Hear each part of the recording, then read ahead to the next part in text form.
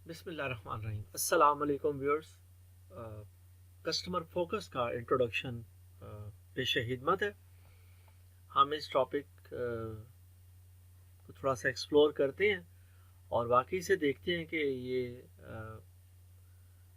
कितना अहम है, इसकी क्या अहमियत है किसी भी ऑर्गेनाइजेशन के लिए, कि वाकई ऐसा है कि customer saved is a Penney earned.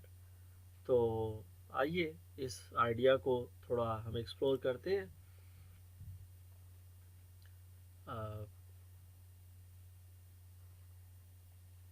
सबसे पहले कस्टमर फोकस है क्या? तो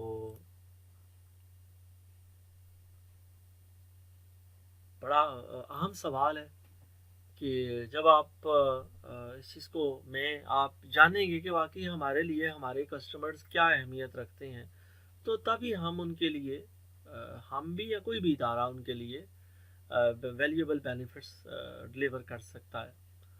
और कस्टमर की नीड्स को समझना बहुत ज़रूरी है किसी भी इदारे को या फ़र्द को कामयाब होने के लिए। तो कस्टमर फोकस को ज़रा टेक्स्ट बुक डेफिनेशंस होती हैं जिनसे ज़रा आप भी उकताए हुए होंगे और मैं भी उकता जाता हूँ, लेकिन बहरहाल ये डेफिनेशंस हमें बताती हैं कि ये टॉपिक है क्या। तो किसी भी ऑर्गेनाइजेशन की जो ओरिएंटेशन है अपने कस्टमर की नीड्स को सेटिस्फाई करने के लिए, वही उसका कस्टमर फोकस आइडेंटिफाई करते हैं।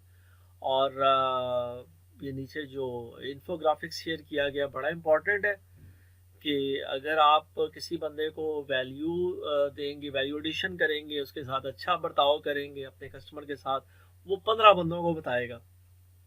लेकिन अगर आप किसी के साथ बुरा करेंगे, किसी का बुरा तजर्बा होगा, तो वो डेटा बताता है हमें कि वो 24 लोगों के साथ आपकी शिकायत करेगा। तो ये देख लें कि अच्छे और बुरे तजर्बात या कम अच्छे तजर्बात की क्या अहमियत है। लीजिए साहब, कस्टमर फोकस इतना इम्पोर्टेंट आइडिया कि जब इसकी बात करेंगे तो हमें नए कस्टमर एक्वायर करने में आसानी होगी। बिल्कुल हर बिजनेस ये चाहता है। और इसी तरह आप कस्टमर्स को रिटेन कर सकेंगे, डेवलप कर सकेंगे। तो ज़ाहिर है रिटेंशन, कौन कौन सा बिजनेसमैन है जो ये नहीं चाहेगा। और आखिरी बात, कॉस्ट रिड्यूस होंगी। जब आपके कस्टमर के साथ रिलेशनशिप इम्प्रूव होंगे, वो आपकी कंपनी को पसंद करेंगे, आपको अच्छा जानेंगे, तो जाहिर है कॉस्ट कम होएगी। तो ये नीचे जाहिर है मैंने इसे कैपिटल आर, कैपिटल एल और कैपिटल सी से डिनोट किया कि आर जाहिर है रिलेशनशिप है, रिलेशनशिप इम्प्रूव होता है, लर्निंग इम्प्रूव होती है और कॉस्ट कम होती है, ज़्यादा होती है। जी बिल्कुल, आपने बिल्कुल दुरुस्त जवाब दिया, कम होती है। लीजिए साहब आगे बढ़ते हैं। और कस्टमर्स छोड़ क्यों जाते हैं? जी हमें लोग छोड़ क्यों जाते हैं? तो साहब ये इन्फोग्राफिक मैंने उसका रेफरेंस भी आपसे शेयर कर दिया कि 20% कस्टमर्स सिर्फ इसलिए छोड़ जाते हैं कि इदारों की कस्टमर सर्विस पुअर होती है। तो ये 20% सर बड़ा इम्पोर्टेंट नंबर है। और इसी तरह बाकी भी नंबर्स हमारे लिए, मैं इस स्लाइड को बिल्कुल नहीं पढ़ूंगा, आप लेकिन इस तरफ इशारा करते हैं कि ये कस्टमर फोकस कितना इम्पोर्टेंट टॉपिक है कि किसी भी बिजनेस को कामयाब होने के लिए अपने कस्टमर्स को इज्जत देनी चाहिए और इस पे कस्टमर सर्विस पे जो ज़रूर काम करना चाहिए। लीजिए साहब देखते हैं नेक्स्ट स्लाइड में क्या आइडिया है। जी तो ये ज़ाहिर एक्टिविटी की जा सकती है किसी भी ट्रेनिंग सेशन में। और वैसे भी इन सवालों के जवाब मुझे आपको ढूंढने चाहिए कि हमारे कस्टमर्स हैं कौन, वो चाहते क्या हैं, और हम उन्हें कैसे वैल्यू उनकी ज़िंदगियों में ऐड कर सकते हैं, वैल्यू एडिशन कैसे कर सकते हैं। तो साहब एक और आइडिया बड़ा अच्छा बताया जा रहा है, एक्सपर्ट्स बता रहे हैं कि एक है प्रोडक्ट सेंट्रिक व्यू और दूसरा है कस्टमर सेंट्रिक व्यू। तो तमाम बिजनेसेस को जो है वो कोशिश करनी चाहिए कि वो कस्टमर सेंट्रिक व्यू पे जाएं। तो उसमें टेक्नोलॉजी, ग्लोबलाइजेशन, कंज्यूमर पावर और फिर इंटेंजिबल्स जो हैं वो अपना रोल प्ले कर रहे हैं।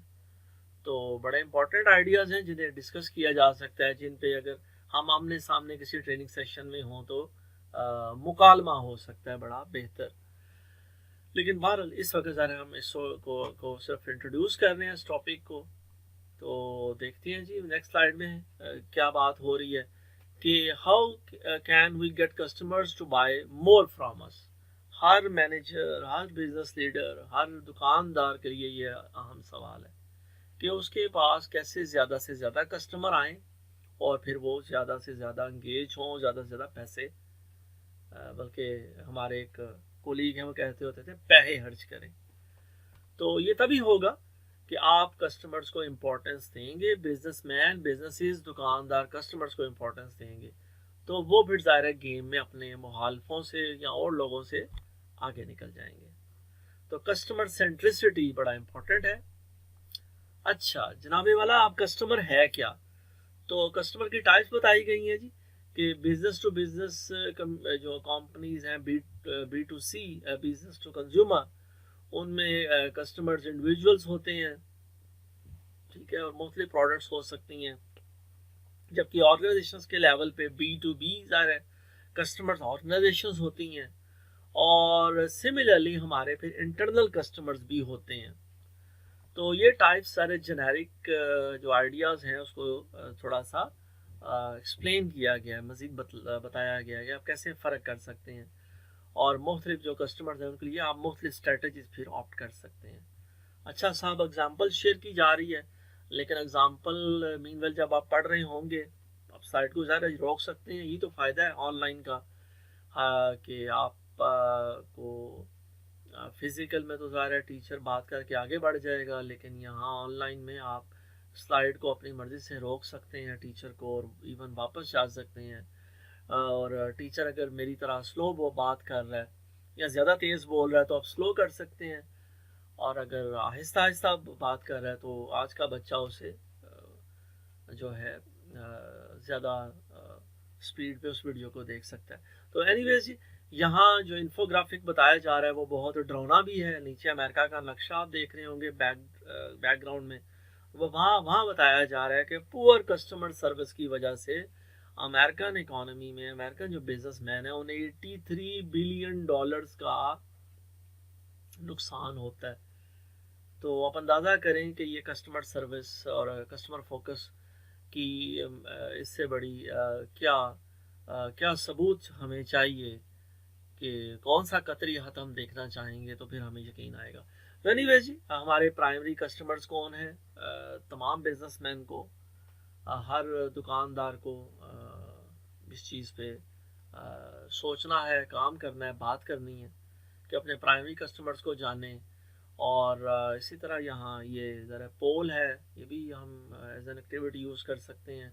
और worksheet for defining your customers, ये ज़ाहिर शेयर इसीलिए की जाती है कि अपने कस्टमर्स को आप पहले जाने पहचाने ताकि फिर उनकी वैल्यू एडिशन पे काम हो सके। कस्टमर्स की नीड्स ही, कस्टमर को जानना पहचाना ज़रूरी है और फिर उसकी नीड्स को जानना बड़ा ज़रूरी है कि क्यों ये जो लोग रिटायरमेंट की एज को पहुंचते हैं उनकी कुछ नीड्स डिफरेंट होती हैं। जो कंपनी रिस्ट्रक्चरिंग कर रही है, आउटसोर्स कर रही है ऑपरेशंस को, उसके मामलात फ़र्क हैं। और सिमिलरली जो फास्ट ग्रोइंग इमर्जिंग इकोनॉमीज़ हैं, ये कभी अल्लाह करे हमारे वतन की पाकिस्तान की भी हो, हम तो सुन रहे हैं हमारी इकॉनमी श्रिंक कर रही है, लेकिन एनीवेज इंशाल्लाह ताला हालात बदलेंगे और हम भी एक इमर्जिंग इकॉनमी और फास्ट ग्रोइंग इकॉनमी बनेंगे। तो ज़ाहिर है उन इकॉनमीज़ की ज़रूरियात वहाँ के कस्टमर्स की कुछ और होंगी। तो नीड्स को पहचानना और समझना ज़रूरी है। तो ज़ाहिर है जब पिछली स्लाइड में हमने कुछ आइडियाज़ की, कुछ कॉन्सेप्ट्स की बात की, तो वक्त आन पहुँचा है कि हम एग्जांपल देखें। तो कोडेक इन साहब ने कंपनी बनाई, बाबा जी ने, और इस कंपनी ने क्या कहना चाहिए, महीने नहीं, साल नहीं, डेकेड्स नहीं, बल्कि सेंचुरीज तक रूल किया।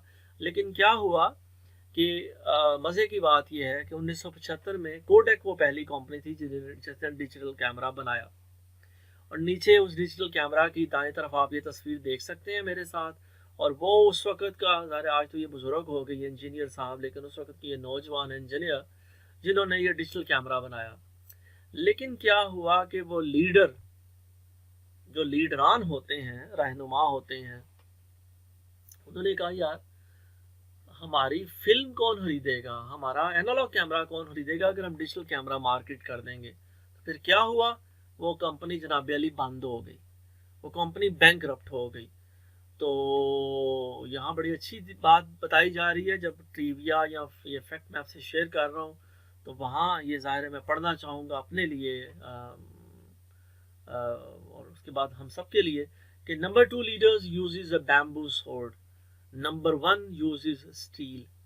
तो ये जापानीज जो गुरुज हैं, जो बिजनेसमैन हैं, उनकी ये कोटेशन जो है ना, ये सर सेल्फ कंटेन्ड है, सेल्फ एक्सप्लेनेटरी है, कि अगर डिजिटल कैमरा ये कोडेक कंपनी लॉन्च कर देती, अपने नौजवान इंजीनियर को इज्जत देती, उसकी इजाद को अहमियत देती, और उन लोगों का वक्त की नफ्स पे हाथ होता, तो 1975 में उनके पास कैमरा ये था, वो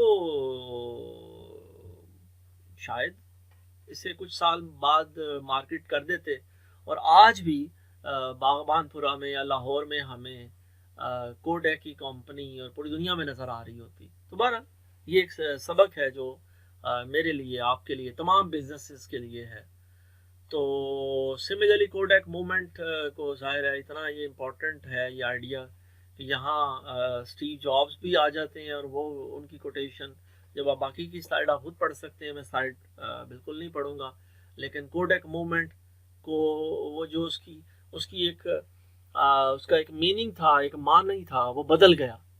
ठीक है जी, कोडेक मूवमेंट कभी था कि एक ऐसा मूवमेंट जिसे कैप्चर किया जाए, वो कोडेक मूवमेंट ये बन गया कि जब कंपनियां या बिजनेसेस चेंजेस को फोरसी नहीं करते तो फिर क्या होता है, वो बैंकरप्टी होते हैं। तो यहाँ स्टीव जॉब्स भी कह रहे हैं कि if you don't cannibalize yourself someone else will. ठीक है जी, तो इससे बड़ी बात क्या हो सकती है।